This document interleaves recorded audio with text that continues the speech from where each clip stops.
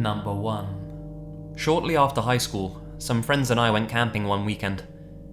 We drove to a national park, which had a campground, but we decided to camp outside the ground so we wouldn't have to worry about making too much noise and disturbing other campers. We set everything up in a nice clearing next to a bushy slope, get a fire going, the moon comes out, and we crack open some beers. So far, so good. Around 10 PM, we suddenly hear the sound of people walking downhill through the bush towards our camp. This puts us on guard, but we weren't too concerned because it's a popular park and we figure it's just some other campers making the most of the long weekend. We all keep our eyes trained towards the sounds, and soon enough the people arrive at the bottom of the slope. But they don't cross the tree line into the clearing. They just stop in a huddle, and it's hard to make out the details, but it looks like there's about 6 figures.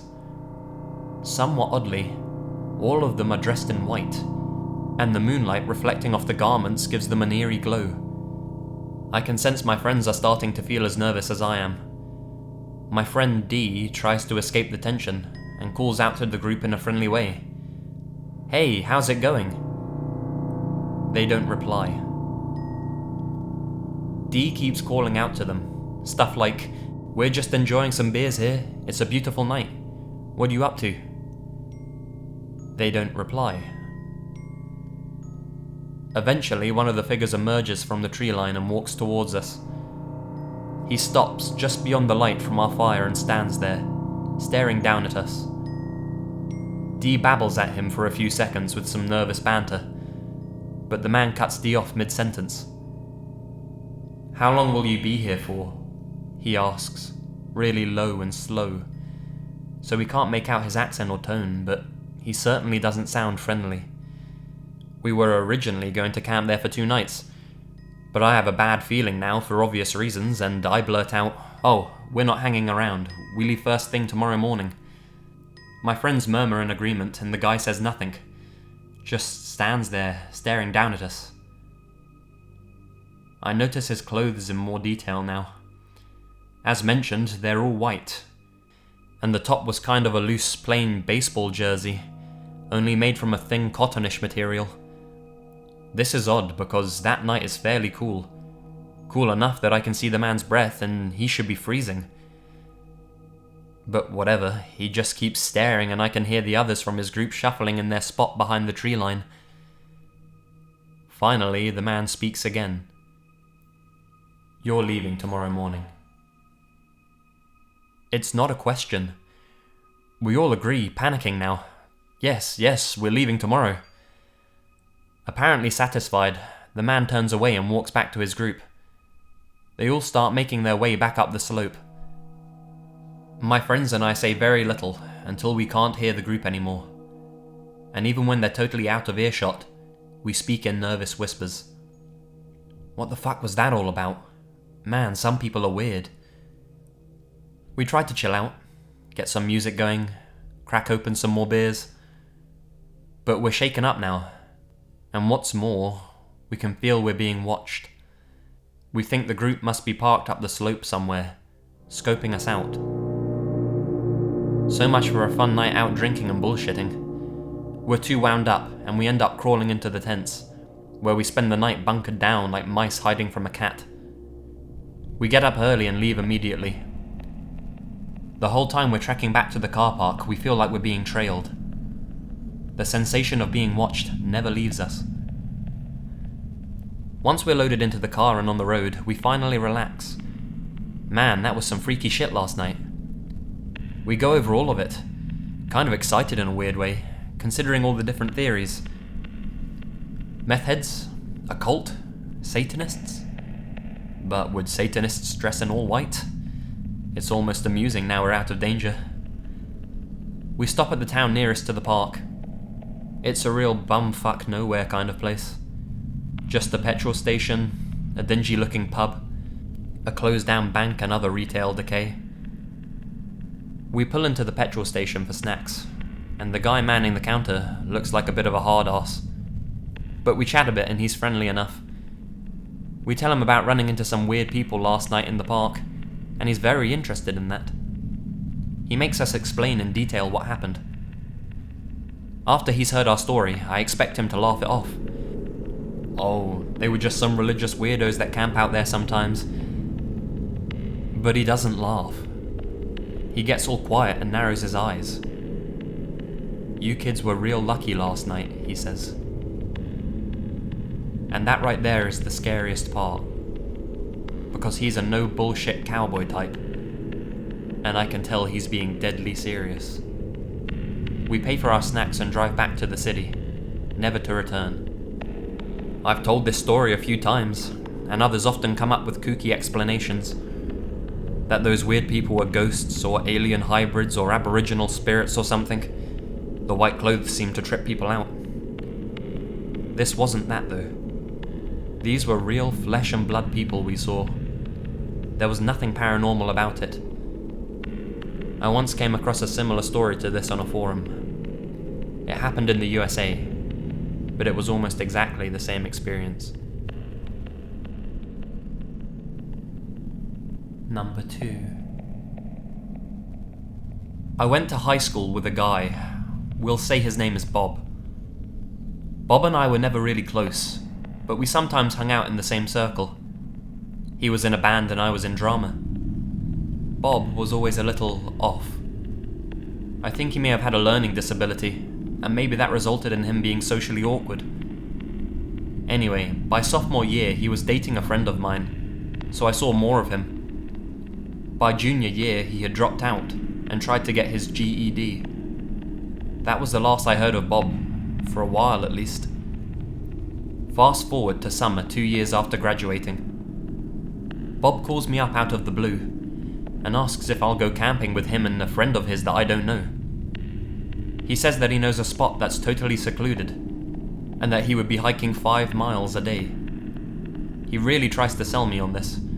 He insists that it'll be awesome and fun and that we'll bond. As I listen to him, something from the pit of my stomach says, no, don't do this. Never being especially close to him and not having seen him for 2 years, I thought that it was weird that Bob would call me up. I declined his offer. The following November, Bob is on the news because he's killed his partner. He worked for an armoured van service and stole the money in the armoured van.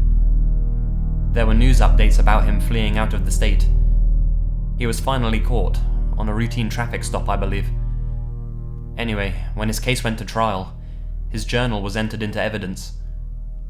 The prosecutor said that Bob wrote that he and his friend, the same one that was going on the camping trip, hatched a plan to become professional assassins.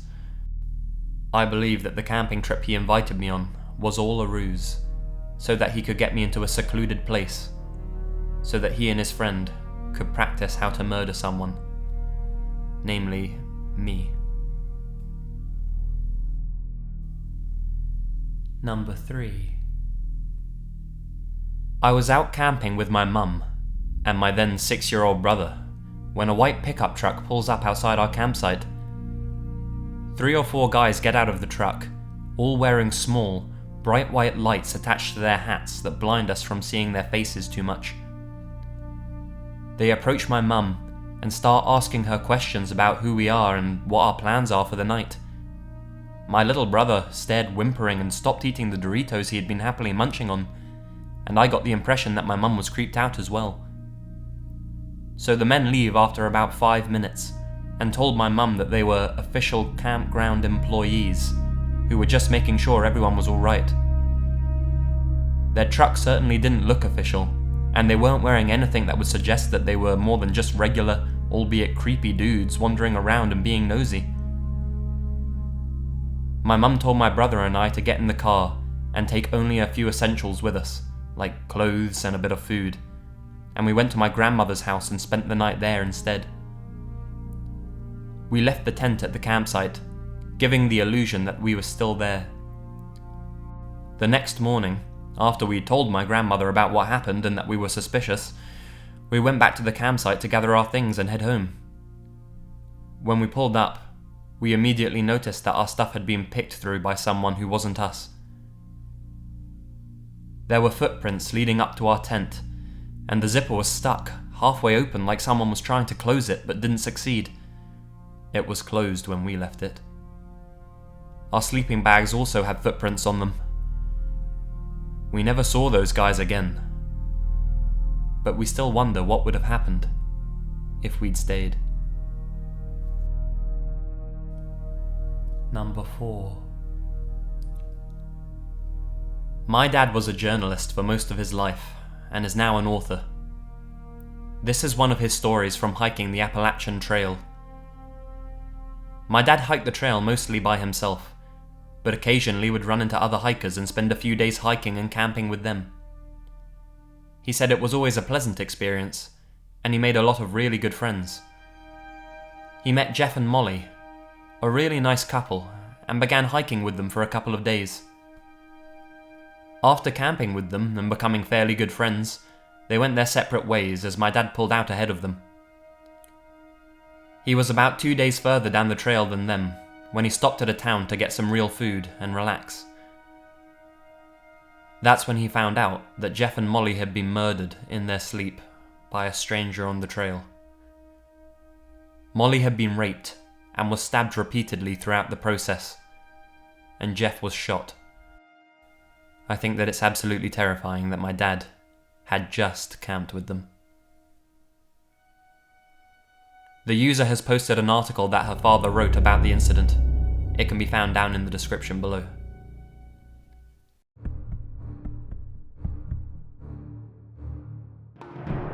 Hey! Hi guys, Lazy Masquerade here. Thank you so much for watching, I really hope you enjoyed the video. Don't forget to join the Lazy Legion by subscribing to the channel. We are growing at a rapid rate. It's really mind-boggling how many subscribers I'm getting in such a short period of time, so thank you everyone who's supported me so far. It's really, really humbling. It's really, really great. I wish I could be more articulate about it, but really, it's really great. If you'd like to check out some of my other content, then you can just click on one of the thumbnails on the screen. On the left, you can get some more summer-themed content, and on the right, you can watch my latest Scary True Stories video. If only I could say it right. More of those to come this Friday, guys, so until then, stay spooky. And remember, the best things happen in the dark.